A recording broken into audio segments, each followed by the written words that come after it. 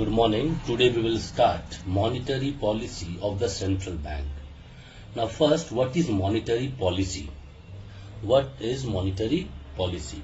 It is nothing. It refers to the measures adopted by the central bank to regulate the supply of money. Alright. To regulate the supply of money and credit. This means this two function is performed with the help of monetary policy. They regulate the supply of money, how much loan can be given, alright, how much volume of money is there with the bank, everything. They regulate, they check, and it's a duty of central bank. Now there are basically two categories to find out, or you can say this policy is adopted by the central bank under two categories. The first one is known as quantitative method, and the second one is known as qualitative method. Two methods are there. We will discuss both one by one. First one, quantitative method. Now what is quantitative method? If you want, please jot it down. The method used by the central bank to influence the total volume of credit in the banking system. Again I am repeating, central bank duty is to influence the total volume of credit in the banking system. Clear? This means bank will influence the commercial bank that this much volume of loan or credit you can give as a loan. Clear? Now these method, alright, to adopt this method, we will have to include in this method, we will have to include three things. Number A, known as bank rate. Second one, number B, is known as open market operation. It is also known as OMO. Clear? And number C, it is legal reserve requirements, which is also known as the bank rate, open market OMO, and it is known as LRR. Clear? In this LRR, two things come. One is known as CRR, and second is known as SLR. We will discuss both just now. Clear? Now first one is bank rate. Number one is bank rate. Now what do you mean by bank rate? In this policy of quantitative, what they adopt, why they follow? First of all, you should know that the bank rate is a traditional method of the controlling the credit, to control the loan given by the banks. The first method they adopt is a bank rate policy. Clear? Bank rate policy is a traditional method of controlling the credit. Clear? Now in this what happened, in the bank rate is now people can ask you, what is the bank rate? Bank rate is the rate at which the central bank lend money. See what I am telling you? Central bank lend money. No, as I told you just that day, central bank never lends money. Yes, it lends money to the commercial bank. Clear? Lends money to commercial bank. Now this means the rate of interest will be fixed by the central bank, at which rate of interest they will be giving loan to the to the commercial bank. Now, whatever rate they will be getting, if they'll have to increase little bit, then only they can give loan to the public. Now, obviously, rate of interest will increase. When it will increase, people will take less loan. Obviously, they will able to control the loan. Clear? Now, this, when they change the bank rate, how it affect the money supply? All right. When they change the central bank, when they lending the money, they change the rate of interest or the bank rate they change. Now, what affect? How it affect the money supply? All right. Question is, how it affect the money supply? How it affect the money supply? What? Bank rate. If they are changing, how it affect the money supply? First, increase in bank rate. When they increase, all right, when they increase the bank rate during the time of inflation. All right, during inflation, if they want to control the market or the volume of credit, all right, central bank, that time they increase the bank rate. Keep note. Clear?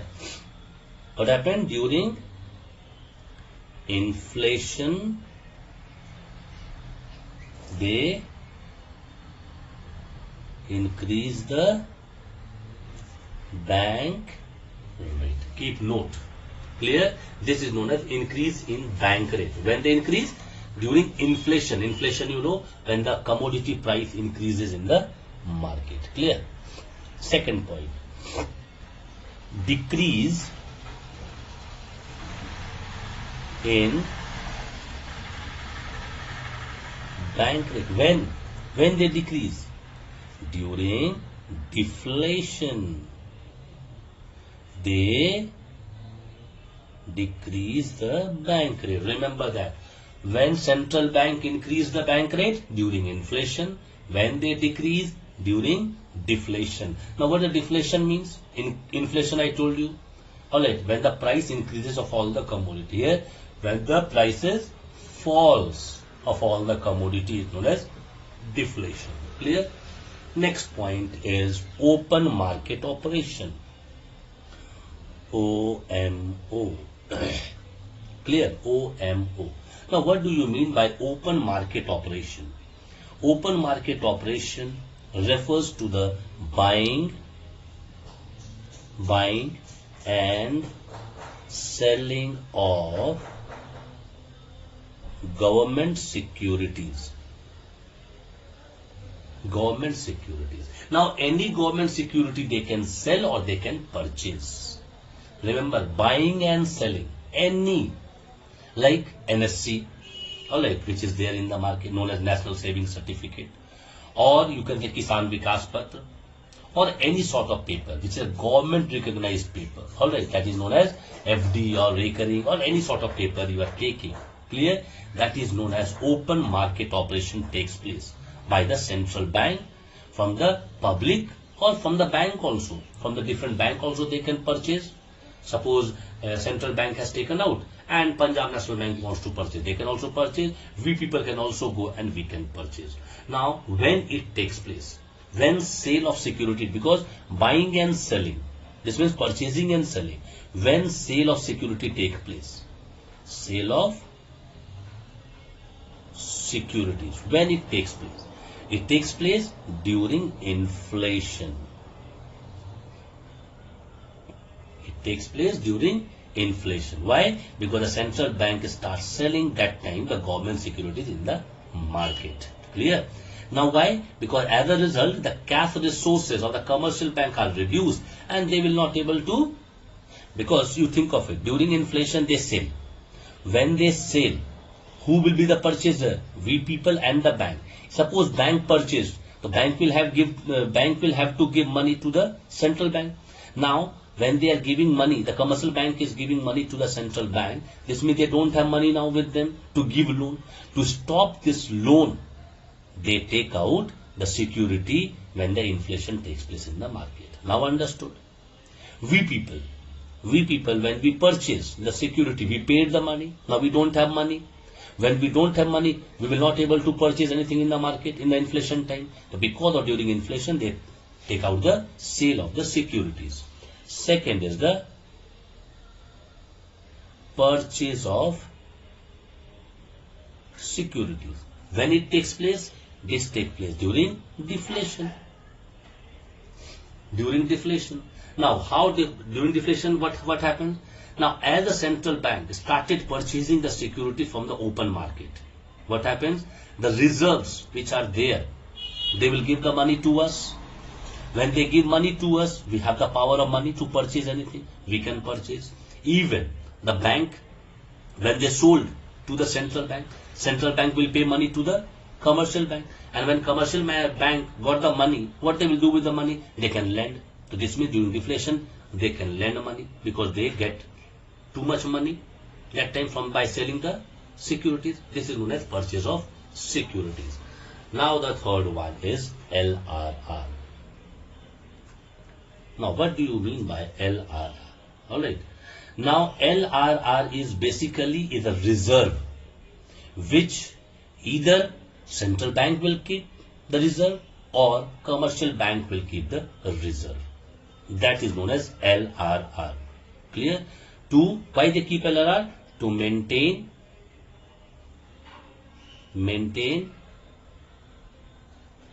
reserves. To maintain reserves.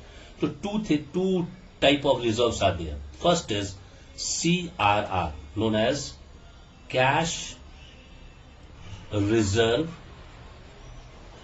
ratio. Now, what do you mean by cash reserve ratio? It is the minimum percentage of the total demand and the time deposit. Whatever money we deposited in the bank, whatever, total amount, not only my money or your money, total money deposited, maybe in any form, maybe time deposit, maybe demand deposit, any sort of deposit, minimum percentage, alright, they'll have to deduct, alright, to be kept by the commercial bank with the central bank. That money will be going to the central bank. Now you say, sir, why that money will go to the central bank? Alright, why that money will be kept in the name of central bank? Reason just now I will explain you. See, you will understand very nicely. Suppose something happened in the bank. Alright, who will pay you the money? The RBI. So RBI keep as a security, as a reserve of this particular money, which also they lend to get more money, and when bank will be in trouble or in problem, that money will be returned back to you by RBI. This is for cash reserve ratio, and they keep this CRR. Now, they are changing the CRR many times. You can see in the newspaper, CRR 0.25 increase, 0.25 decrease. When they increase and decrease, alright, when they decrease, this means increase in CRR. When they increase in CRR, reduce the excess reserve of the commercial bank. You think of it, suppose the CRR was 20%. This means 100 rupees you deposited, 20 rupee will be with the central bank. You can lend now only 80 rupees, yes or no? Because 20% you will have to give to the central bank.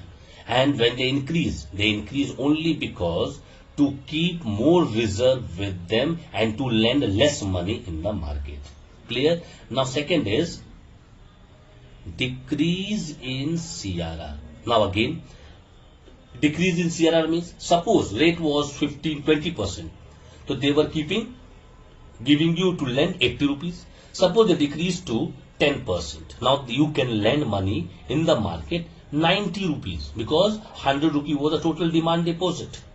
Total deposit was 100 rupees and 20% was the margin to give to the central bank. It was 80 rupees you can lend, but today bank reduced it, the CRR, and they're asking you to keep only 10% as a reserve. This means you can keep with the bank 90 rupees to give as a loan.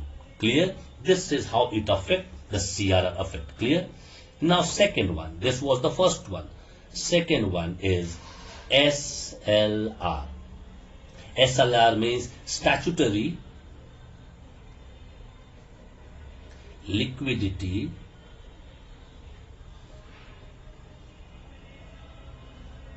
ratio. Now, what do you mean by statutory liquidity ratio? See, it refers to the minimum percentage. Again, what I said, this is the reserve. The minimum percentage of net demand and the time deposit which commercial banks are required to maintain with themselves. This CRR will with the central bank, and this SLR with the bank itself. Bank itself will have to keep this much percentage aside. They cannot give that one as a loan. Clear? Again, I am repeating. Please pay attention. There is a slight difference. CRR is a cash reserve ratio which bank maintain with central bank, and they keep that money aside. Remaining money they can give as a loan. SLR is a statutory liquidity ratio. This money also little bit, maybe 5%, 10%, 20%, whatever is the rate, they will have to keep that money aside with the bank itself to go ahead with the transactions, everyday transactions, or in the form of a cash they can maintain, or in the form of a liquidity asset they can maintain. They'll have to maintain this one. Why? With the bank itself. It will not go to the central bank. This will go to the central bank. This money is for the central bank. This is not for the central bank. Clear? This is for the bank itself. Clear now? Understood? Now, again, when it increase, when it decrease, what is the impact? Again, increase in SLR. Now, what happened? The central bank increased SLR during the period of inflation. This means during inflation, this SLR is increased or decreased when the inflation will be there in the market. Alright, because an increase in the SLR, this means it will reduce the excess reserve of the bank. You will have to pay back. You have to pay back means, suppose 20% was there, made 30%, 10% extra you are paying back to the central bank. So obviously, that time what happened? Your lending power, your lending capacity will go down. Decrease in SLR during deflation. Alright, during deflation, the SLR. Why? Because that time your lending capacity will increase because bank will pay you.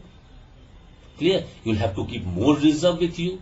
No need to give it to the central bank, because SLR, when SLR will be more, what will happen? Increase in SLR. Suppose 20% was 30%, you are lending only 70%.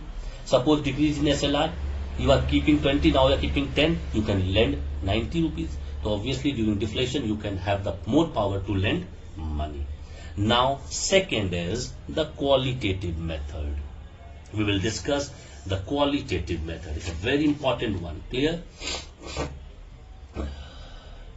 Qualitative method. Now what is qualitative method? It is also known as selective method. It is also known as selective method. Alright, in this method what happens? The central bank regulates the flow of credit into a particular direction, because central bank keep an eye where the loans are demanded more, where people are demanding, which loan is demanded more by the people, to the selective one. Alright, for the specific purpose they give the loan. Alright, so for that only it is known as selective method or qualitative. The quality they check, and after that they give loan to, or the credit flows in that direction only. You can say like this. The credit, the loan flows in that direction where the specific purpose is there. Alright. Many important qualitative methods are there for credit control. The first one is known as margin requirement. Clear? Second is the credit rationing. Third one is moral suasion. And the fourth one is regulation of consumers' credit. One by one we'll discuss all four. First one is regulation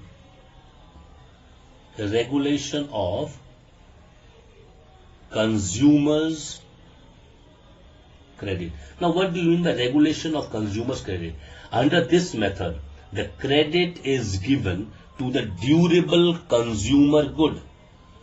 Durable consumer goods. Now, maybe the question will haunt in your mind, what do you mean by durable consumer goods? Like house you want to purchase, motor car you want to purchase, bike you want to purchase computer. Now, when they give you loan, this type of durable consumer goods, when they give loan to you, when they regulate the consumer's credit to this type of goods, what happens? They give in an installment. You can ask your parent if they have taken the house loan, they give in installment, which is known as hire purchase system. Which is known as hire purchase system.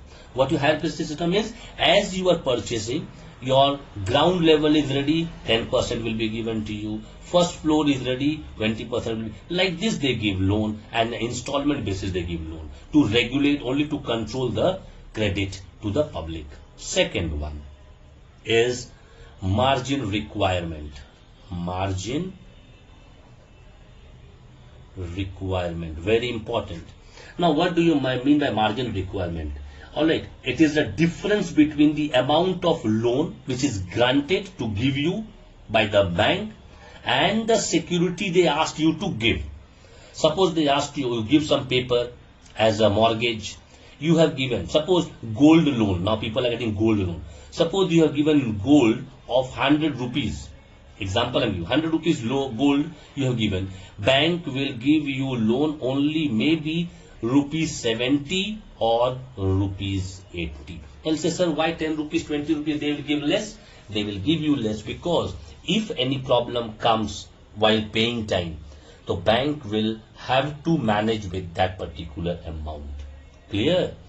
And it happens many a time. Many a time the loan is granted to you, and the value of security which you have given as a loan, that creates problem. You can see in your book also, page 181, one very good example is given.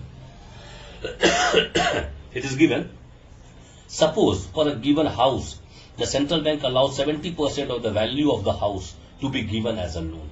Then 30% is the margin requirement. Clear? Now come the third one. First one is over.